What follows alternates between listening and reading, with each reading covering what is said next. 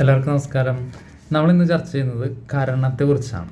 കരണം എന്നാൽ എന്താണെന്നും കരണത്തിനെ എങ്ങനെ ആക്ടിവേറ്റ് ചെയ്യാം എന്നും കരണം ആക്ടിവേറ്റ് ചെയ്താൽ നമ്മുടെ ലൈഫിലുണ്ടാകുന്ന ഗുണങ്ങൾ എന്തൊക്കെയാണെന്നാണ് നമ്മൾ സംസാരിക്കുന്നത്. ഓക്കെ, അപ്പോൾ ഈ കരണം എന്ന് പറഞ്ഞു കഴിഞ്ഞാൽ അപ്പോൾ നമ്മൾക്ക് എന്താണ് ഈ കരണം എന്ന് അറിയണമല്ലോ. കരണം എന്ന് വെച്ച് കഴിഞ്ഞാൽ നമ്മുടെ പഞ്ചാംഗത്തിൻ്റെ ഒരു ഭാഗമാണ്. അതായത് പഞ്ചാംഗം എന്ന് പറഞ്ഞു കഴിഞ്ഞാൽ 5 അംഗങ്ങൾ, അതായത് 5 ഘടകങ്ങൾ ചേർന്നതാണ് പഞ്ചാംഗം. അതിലെ ഒരു അംഗമാണ് കരണം എന്ന് പറയുന്നത്. അപ്പോൾ കരണത്തിന് വലിയൊരു പ്രാധാന്യമുണ്ട്. മറ്റുള്ള ഘടകങ്ങളെക്കാൾ കരണത്തിന് കുറച്ച് പ്രാധാന്യം കൂടുതലാണ്. അപ്പോൾ കരണം അറിഞ്ഞു കഴിഞ്ഞാൽ നമ്മുടെ മരണത്തിന് വരെ അതിൽ നിന്ന് വരെ, അതായത് മരണത്തിൽ നിന്ന് വരെ നമുക്ക് രക്ഷപ്പെടാം എന്നാണ് പഴമക്കാർ പറയുന്നത്. ഓക്കെ, അത്രയും ഇമ്പോർട്ടൻസ് നമ്മുടെ കരണത്തിന് നമ്മുടെ ജീവിതത്തിൽ ഉണ്ട് എന്നർത്ഥം.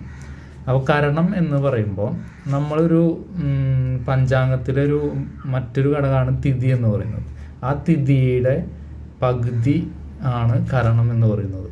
ഒരു തിഥി എന്ന് പറയുമ്പോൾ നമ്മൾ ഈ എന്താ പറയുക, കലണ്ടറിൽ പ്രഥമ, ദ്വിതീയ, തൃതീയ എന്നൊക്കെ പറഞ്ഞ് ഷഷ്ടി അല്ലേ, അങ്ങനെ കണ്ടിട്ടുണ്ടാവും. അതിനെയാണ് തിഥി എന്ന് പറയുന്നത്.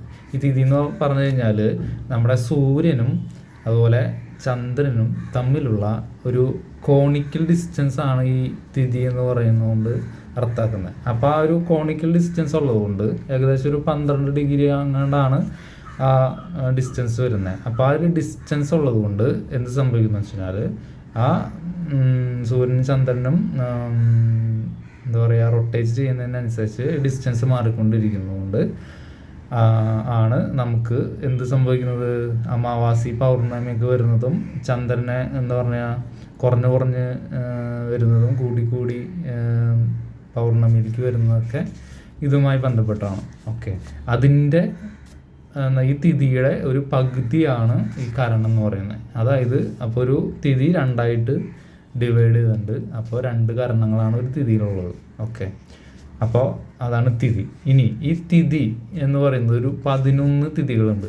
ഓക്കെ, 11 തിഥികൾ. അതിൽ സ്ഥിരം അങ്ങനെ ഡിവൈഡ് ചെയ്തൊക്കെ ചെയ്തിട്ടുണ്ട്. അപ്പോൾ ഈ 11 തിഥികളെയും ഒരുമിച്ച്, അതായത് മൊത്തത്തിൽ കൺട്രോൾ ചെയ്യുന്നത് ശനീശ്വരൻ എന്ന ഗ്രഹമാണ്. ശനി അല്ലെങ്കിൽ ശനീശ്വരൻ എന്ന് പറയുന്ന ഗ്രഹമാണ് ഇത് 11 തിഥികളെയും കൺട്രോൾ ചെയ്യുന്നത്. ഓക്കെ, അതല്ലാതെ തിഥിയല്ല, കരണം. അതല്ലാതെ ഓരോ കരണത്തിനും എന്ത് കൺട്രോൾ ചെയ്യുന്നുണ്ട്, നമ്മുടെ ഓരോ ഗ്രഹങ്ങളും സെപ്പറേറ്റ് കൺട്രോൾ ചെയ്യുന്നുണ്ട്. അതല്ലാതെ 11 എണ്ണത്തിന് ഒരുമിച്ച് കൺട്രോൾ ചെയ്യുന്നത് ശനിയാണ്. ഓക്കെ, ശനീശ്വരനാണ് തിഥീനെ മൊത്തത്തിൽ കൺട്രോൾ ചെയ്യുന്ന ഗ്രഹം. അപ്പോൾ അതുകൊണ്ട് ശനീനെ പ്രീതിപ്പെടുത്തിയാൽ നമുക്ക് എന്ത് ചെയ്യാൻ പറ്റും, കർണത്തിനെ ആക്ടിവേറ്റ് ചെയ്യാൻ പറ്റും. കർണത്തിൻ്റെ ഗുണഫലങ്ങൾ നമുക്ക് കിട്ടും. ഓക്കെ, ശനീനെ പ്രീതിപ്പെടുത്തുക എന്ന് പറയുമ്പോൾ ശനി എന്ന ഗ്രഹത്തിൻ്റെ കാരകത്വവുമായി ബന്ധപ്പെട്ട കാര്യങ്ങളെ പോസിറ്റീവ് ആക്കുന്നതിലൂടെ, അത് മറ്റുള്ളവർക്ക് ദാനം ചെയ്യുന്നതിലൂടെ, അതുമായി ബന്ധപ്പെട്ട് മറ്റുള്ളവർക്ക് ഉപകാരം ചെയ്യുന്നതിലൂടെ നമുക്ക് ശനീനെ പ്രീതിപ്പെടുത്താം.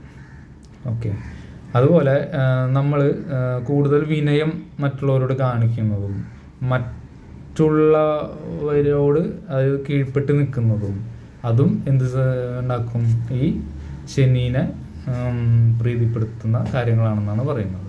ഓക്കെ, അപ്പോൾ അങ്ങനെ നമുക്ക് എന്ത് ചെയ്യാം, ഈ ശനീനെ പ്രീതിപ്പെടുത്തുന്നതിലൂടെ നമുക്ക് കർണത്തിനെ പോസിറ്റീവ് ആക്കാം, അല്ലെങ്കിൽ കർണത്തിനെ ആക്ടിവേറ്റ് ആക്കി നിർത്താൻ പറ്റും.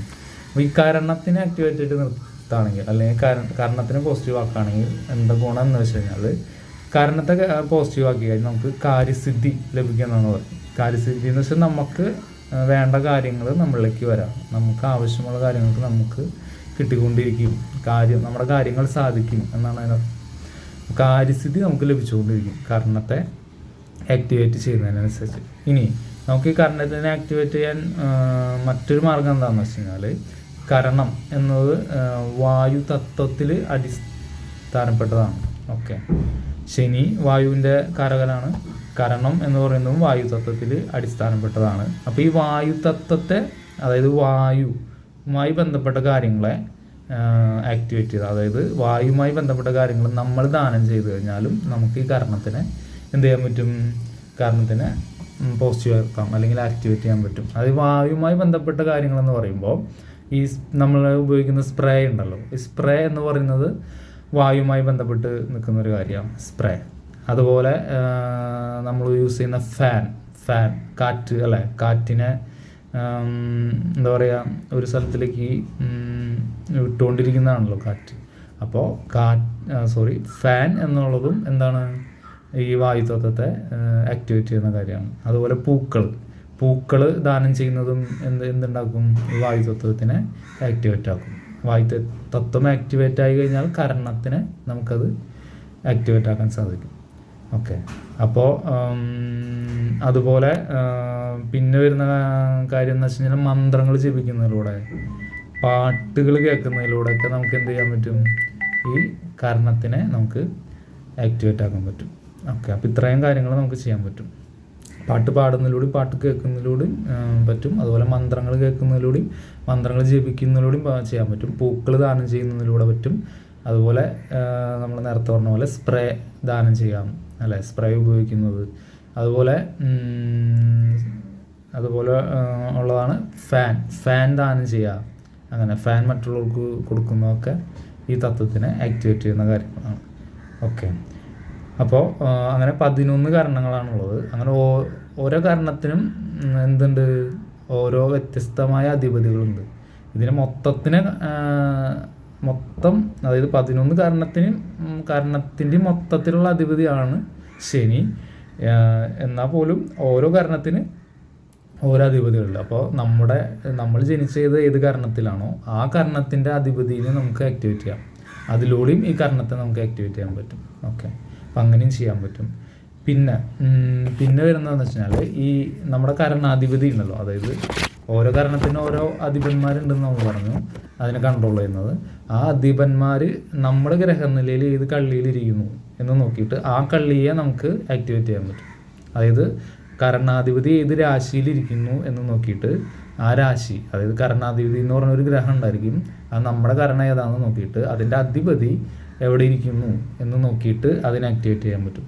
പിന്നെ അതല്ലാതെ നമ്മളെ കഴിഞ്ഞ വീഡിയോയിൽ പറഞ്ഞ പോലെ ദശാകാലത്തിനെ ആക്ടിവേറ്റ് ചെയ്യാൻ നമ്മളൊരു കാര്യം പറഞ്ഞല്ലേ, ദശാകാലത്തിൻ്റെ ഗുണഫലങ്ങൾ കിട്ടാൻ വേണ്ടിയിട്ട് നമ്മൾ പറഞ്ഞ കാര്യമുണ്ട്. അതായത് ദശാനാഥന്മാരിരിക്കുന്ന നക്ഷത്രം ഏതാണെന്ന് നോക്കിയിട്ട് അതിൻ്റെ റേഡിയേഷനിൽ വരുന്ന കാര്യങ്ങൾ മറ്റുള്ളവർക്ക് ദാനം ചെയ്യാൻ പറഞ്ഞു. അതും ഇവിടെ ചെയ്യാൻ പറ്റും നമുക്ക്. അതായത് കരണാധിപതി ഇരിക്കുന്ന നക്ഷത്രം എടുത്തിട്ട് ആ നക്ഷത്രത്തിൽ വരുന്ന റേഡിയേഷനുകൾ കാര്യങ്ങൾ ദാനം ചെയ്താലും നമുക്ക് എന്ത് ചെയ്യാൻ പറ്റും, കരണത്തെ ആക്ടിവേറ്റ് ചെയ്യാൻ പറ്റും. കരണത്തെ ആക്ടിവേറ്റ് ചെയ്യുന്നതോടുകൂടി എന്താണ് നമുക്ക് സംഭവിക്കുക, നമ്മുടെ കാര്യങ്ങൾ സാധിക്കാൻ പറ്റും. കരണത്തിൻ്റെ ഗുണഫലങ്ങൾ നമുക്ക് കിട്ടിക്കൊണ്ടിരിക്കുന്ന അർത്ഥം. ഓക്കെ, അപ്പോൾ കരണാധിപതി ഏത് ഭാവത്തിലിരിക്കുന്നു, ഏതൊക്കെ ഭാവാധിപനോട് ചേർന്നിരിക്കുന്നു എന്നൊക്കെ ചിന്തിച്ചിട്ട് നമുക്ക് ഈ കാര്യങ്ങൾ ആ അധിപതിനെ ആക്ടിവേറ്റ് ചെയ്യാം, അല്ലെങ്കിൽ ആ അധിപൻ്റെ കൂടെ ഇരിക്കുന്ന ഗ്രഹങ്ങളെ ആക്ടിവേറ്റ് ചെയ്യാം. അത് ഏത് ഭാവത്തിലാണ് ഇരിക്കുന്നത് ആ ഭാവത്തിനെ ആക്ടിവേറ്റ് ചെയ്യാം. ആ കരണാധിപതി അധിപനായിട്ടുള്ള ഭാവങ്ങളുണ്ടല്ലോ, അതായത് സ്വക്ഷേത്രം എന്ന് പറയില്ലേ, ഇപ്പോൾ കരണാധിപതിയുടെ സ്വക്ഷേത്രങ്ങളെ നമുക്ക് ആക്ടിവേറ്റ് ചെയ്യാൻ പറ്റും. അങ്ങനെയും നമുക്കിതിനെ പോസിറ്റീവാക്കി എടുക്കാൻ പറ്റും. ഓക്കെ, അപ്പോൾ നമ്മുടെ ലൈഫിനെ സക്സസ് ആക്കാനും എന്ത് ചെയ്താൽ മതി, ഈ കാരണത്തെ ആക്ടിവേറ്റ് ചെയ്താൽ മതി എന്നർത്ഥം.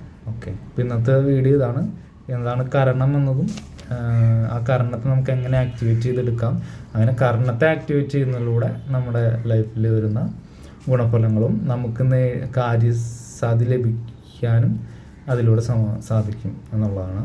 ഓക്കെ, അപ്പോൾ ഇന്നത്തെ വീഡിയോ ഇതാണ്. എല്ലാവർക്കും നന്ദി.